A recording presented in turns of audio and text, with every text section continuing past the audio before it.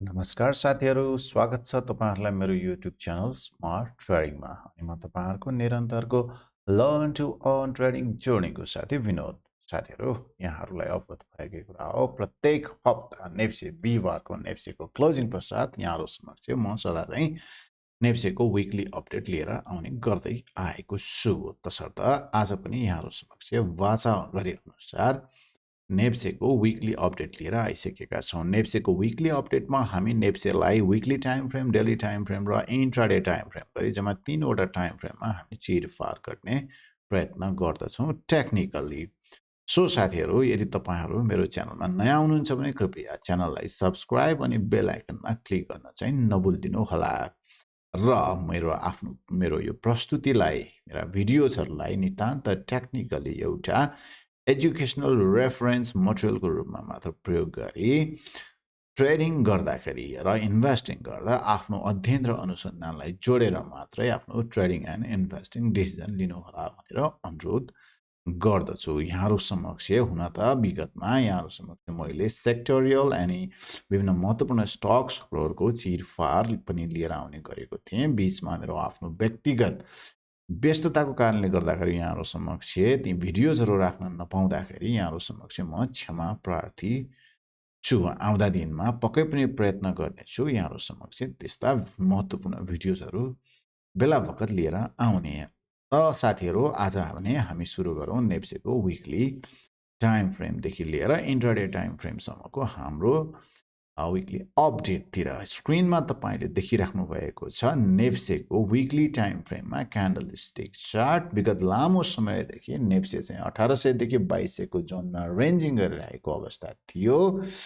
हामीले नेप्सेको तपाई समक्ष मैले यदि if you are continuously following my channel and weekly updates in the past weeks, तपाईहरुलाई मैले राख्दै आइरहेको छु मेरो एनालाइसिसमा कि 1800 को जोनमा के भइरहेको छ, 2200 को जोनमा के भइरहेको छ, what is the importance of this white block, what is the significance of this green block, हैन?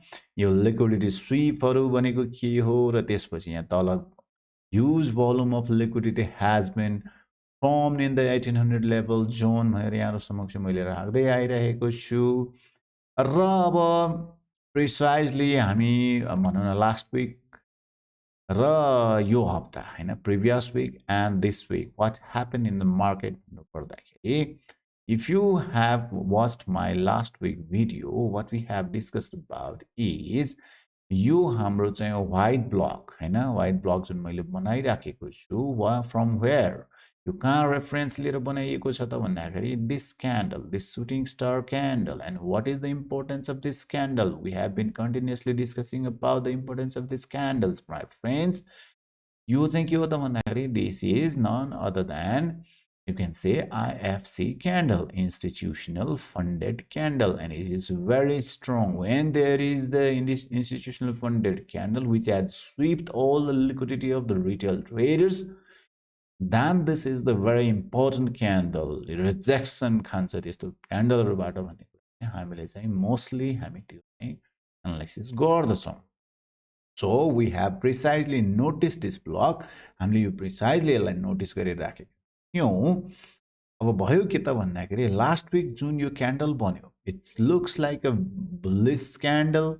यसमा डाउनसाइड विक रिजेक्सन छ, अपसाइड विक रिजेक्सन छ, तर यसको डाउनसाइड विक रिजेक्सन भन्दा अपसाइड विक रिजेक्सनको इम्पोर्टेन्स चाहिँ बेसी छ। किन भन्दाखेरि from where it has tapped and from where it has got this wick भन्दाखेरि this is the institutionally funded candle. त्यसले गर्दाखेरि हाम्रो नेक्स्ट विकको मोमेन्टम चाहिँ बुलिश भन्दा बेरिश हुन सक्ने सम्भावना छ भनेर हामीले चाहिँ लास्ट विकको हाम्रो अपडेटमा चाहिँ हामीले प्रेडिक्ट गर्न खोजेका थियौं र हाम्रो पर्सपेक्टिभलाई मार्केटले रेस्पेक्ट गरेको हामी यो रेड क्यान्डल बन्दै गर्दाखेरि देख्दै छौं। अब साथीहरु हेर्नुस् है, यो मैले लास्ट विक पनि यहाँहरु समक्ष राखेको थिएँ। जब जब मार्केटले टप लाउँछ, एक्स्ट्रा लार्ज भोल्युम आउँछ भन्दै आइरहेको छु। यो तपाईले चाहिँ प्रिभियस यो 2200 को रेन्जमा जाँदाखेरिका भोल्युमहरुलाई तपाईले हेर्नुहुन्छ भने every time we have got the ultra high volume similarly अहिले चाहिँ 2200 जोनमा टच हुनुभन्दा पहिले नै यहाँ यो जोनमा आइपुग्दाखेरि नै भोल्युम चाहिँ अल्ट्रा हाई। त्यो भोल्युम पनि कस्तो छ भन्दाखेरि विगत लामो समयदेखि जब मार्केट अफ यो बेरिस मोमेन्टमबाट आएर चाहिँ once it has reached to 1807 level and continuously number of times it has given the bounces from an 1800 level, and during this whole period we have ever got this volume if you see the history हैन। यसको मतलब के त भन्दाखेरि यो ultra high volume आउनुको पछाडि केही न केही त पक्कै रिजन छ। What may be that reason भन्ने कुरा हाम्रो लागि महत्त्वपूर्ण सवाल बनेको अवस्था हो।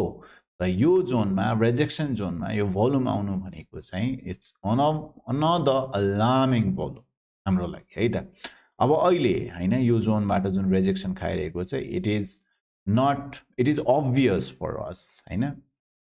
हामीले त्यो डिस्कसन गर्दै आइरहेको अनुसार नै भइरहेको छ भन्ने कुरामा हामी चाहिँ एक ढङ्गले हामी विश्वस्त भइरहेको अवस्था हो।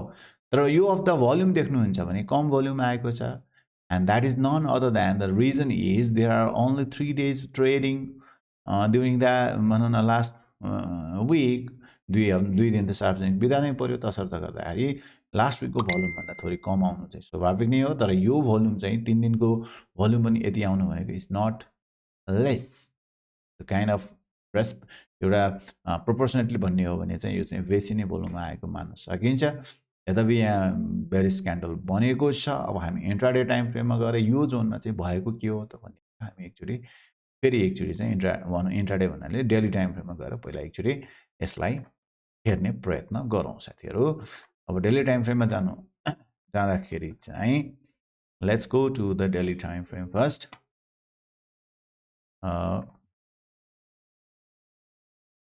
सो स्क्रिनमा यतिखेर तपाईले देखिराख्नु भएको छ डेली टाइम फ्रेममा technical chart candlestick chart of the NEPSE हैन। अनि लास्ट विकको हाम्रो एनालिसिसमा यसमा के थियो त भन्दाखेरि यो हाम्रो यो yellow line very important line भनेको थिएँ।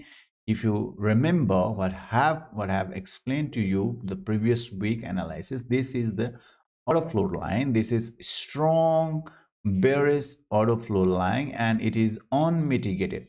Once again it is unmitigated है।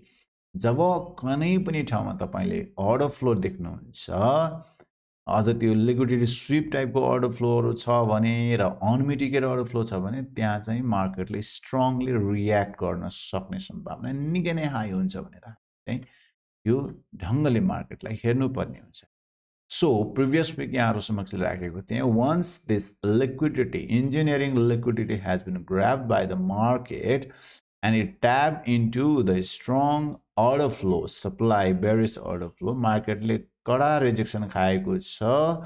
यो माथिको यो प्रिभियस क्यान्डलको वीकलाई पनि स्वीप गरेर हैन तपाईले देख्नुहुन्छ यो वीक क्यान्डलको वीकलाई पनि स्वीप गरेको छ र कम्प्लिटली एनगल्फ गरेर तल क्लोजिङ दिइसकेको पछि हामी केही समय अब मार्केटले अपसाइड मोमेन्टम चाहिँ कमजोर बनाएर केही डाउनवर्ड मोमेन्टम दिन सक्ने सम्भावना छ। र त्यो कहाँसम्म आउन सक्छ त भन्दाखेरि हामीले यो क्यान्डलको हैन यो क्यान्डलको पनि इन्ट्राडे टाइम फ्रेममा फिल्टर गरेर यो येलो जोन बनाएर अहिले हामी यो येलो जोनमा मार्केटलाई कुरिरहेको अवस्था हो भन्ने चाहिँ पर्सपेक्टिभमा मैले लास्ट विक यहाँहरु समक्ष एनालाइसिस राखेको थिएँ। So that perspective has been respected by the market with the formation of these 3 bearish candles with the sufficient volume with the red candles। त्यसको मतलब मार्केटमा bearish offloading चाहिँ भइराखेको छ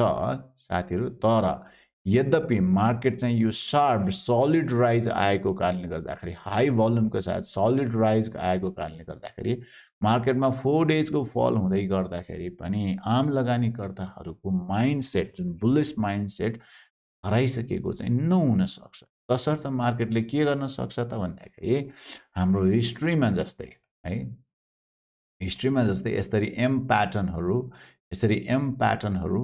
बनाउने हैन। एम प्याटर्न भनेको चाहिँ यहाँबाट आयो मार्केट यस्तै एम प्याटर्न यसरी आयो एम प्याटर्न है।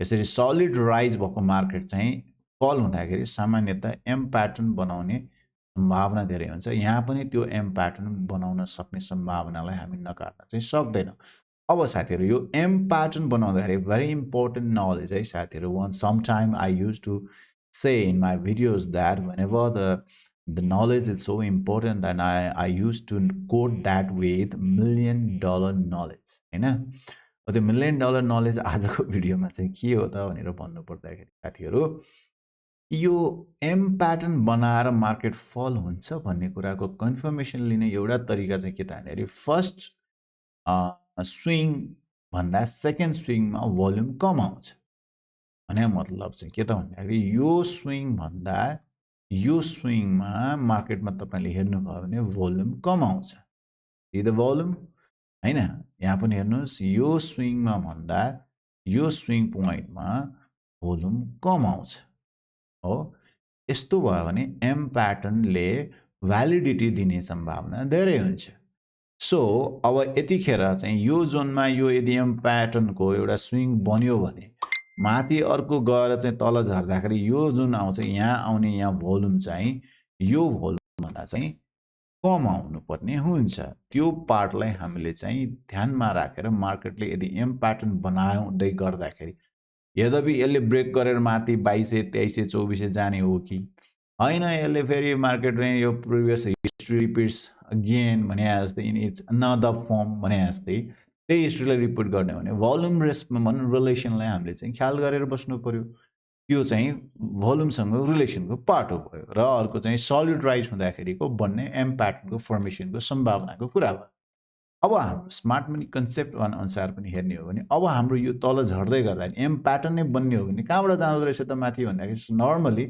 यो इमिडिएट प्रिभियस अर्डर फ्लो जोनहरुमा ट्याप गरेर हैन यसरी ट्र्याप गरेर जाँदो रहेछ अब यसमा चाहिँ कहाँनिर छ त यो भन्दाखेरि यो चाहिँ यो क्यान्डल हो के साथीहरु यो मैले भने नि दिस क्यान्डल है अब यो क्यान्डलसम्म मार्केट आउने सम्भावना चाहिँ निकै नै धेरै छ सो अबको टाइममा हामीलाई हाम्रो बुद्धिमत्ता कहाँ हुन सक्छ भन्दाखेरि यदि यो मार्केट चाहिँ झर्यो भने यो जोनसम्म आउने र यो चाहिँ पर्पल जोन चाहिँ मैले बिगर स्केलमा मैले यो क्यान्डलले लिएर बनाएँ हैन तर actually if you go and refine this into the intraday time frame हामीले यो जोन पाउँछौँ क्या यो जोन भनेको कुन चाहिँ भन्दाखेरि यो दिस येलो जोन त्यो भने कति त 2010 को लाइनसम्म भनौँ न 2000 देखि 2010 को रेन्ज अलमोस्ट हैन त्यहाँबाट चाहिँ मार्केटले एउटा फेरि रिएक्सन चाहिँ खान सक्छ यो कुरालाई पनि हामीले चाहिँ ध्यानमा राखेर चाहिँ मार्केटलाई अब्जर्भ गरिराख्नु पर्ने हुन्छ र यदि यो जोनबाट मार्केट चाहिँ ब्रेक गरेर तल क्लोजिङ दिएको खण्डमा है डेली टाइम फ्रेममा नेक्स्ट लेभल हाम्रो वेट गर्ने लेभल चाहिँ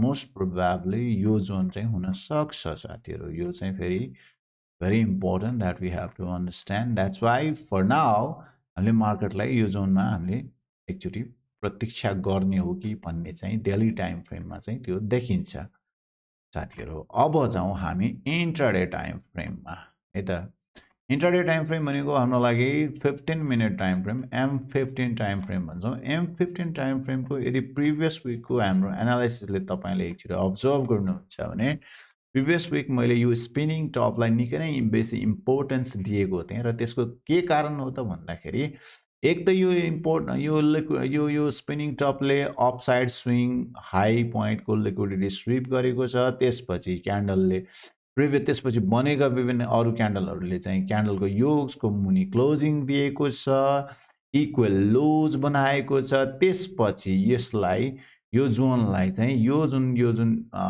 ग्रीन क्यान्डल छ विथ अपसाइड विक रिजेक्सन यसले चाहिँ ट्याप गरेको छ यो क्यान्डललाई हैन तसर्थ त्यसपछि आएर यो स्विङ लोलाई ब्रेक गरेको छ त्यो भने मतलब इन्ट्राडे टाइम फ्रेममा हामीले चेन्ज अफ क्यारेक्टर देखिसकेका छौं त्यो भनेको बेरिस कन्फर्मेसन हैन डेली टाइम फ्रेममा बेरिस इन्गल्फिङ बन्दै गर्दाखेरि हाम्रो चाहिँ अर्डर फ्लोमा चाहिँ ट्याप गरेर चाहिँ मार्केटले चाहिँ एउटा चाहिँ बेरिस स्विङ यो प्रिभियस स्विङ लोलाई चाहिँ ब्रेक गर्दाखेरि चेन्ज अफ क्यारेक्टर दिइसकेको अवस्था हो चेन्ज अफ क्यारेक्टर दिएपछि अब यो हप्ता चाहिँ के भयो त भन्दाखेरि यो क्यान्डल चाहिँ बडो इम्पोर्टेन्ट क्यान्डल बन्यो त्यो किन भन्दाखेरि यसले चाहिँ यसलाई चाहिँ यो लिक्विडिटीले स्वीप गरेको अवस्था liquidity sweep grow next candle close below this candle and it has formed this candle as single candle allowed a block, so it went up, respect this